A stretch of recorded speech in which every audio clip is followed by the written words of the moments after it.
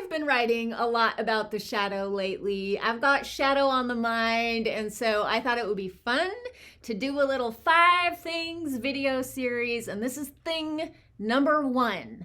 Number 1, shadow work is the work of self-love. And I know a lot of my friends who love shadow work, that love to talk about shadow work. They also tend to really hate the terminology like love and light, or people calling themselves light workers. And I get a perverse kick out of this because I think shadow workers are the real light workers, because what shadow work is, it's illuminating the darkness. It's bringing to light the shadow content that is maybe making your life frustrating, bringing up a lot of self-sabotaging behaviors, triggering you into like the same old toxic patterns again and again and again. When you bring that to light, when you bring that shadow content to light, you're bringing it to the light of your awareness, where then you have the opportunity to learn how to love this part of yourself, to love yourself more,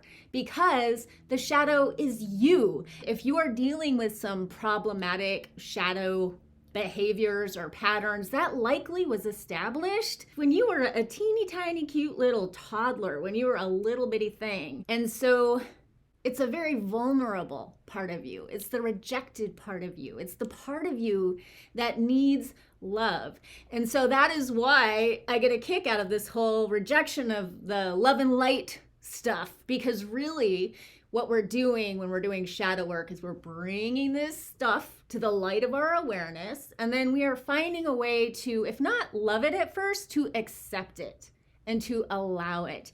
And the interesting thing is, often when you do that, you find that it comes bearing gifts, because a lot of what makes you weird and special and different and potentially uniquely of service is hanging out in the shadow, because that's the very stuff that made you weird and different and special in your family. And that is the stuff that tends to, or maybe even in school or your church, it doesn't necessarily have to be a family thing, but when you're young, the thing that makes you different and makes you stand out is often the thing that gets attacked and pushed down into the shadows. And some people are so sensitive, it can be a really subtle, like not an out and out attack, but just the constant messaging of the media, for example, can be enough to push something down into the shadows, or seeing someone else be bullied for this quality that you have.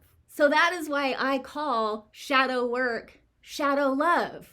We bring the shadow to the light of our awareness. That gives us the opportunity to learn to love it or to accept it, because it is us. We're talking about a part of ourselves, the subconscious part of ourselves.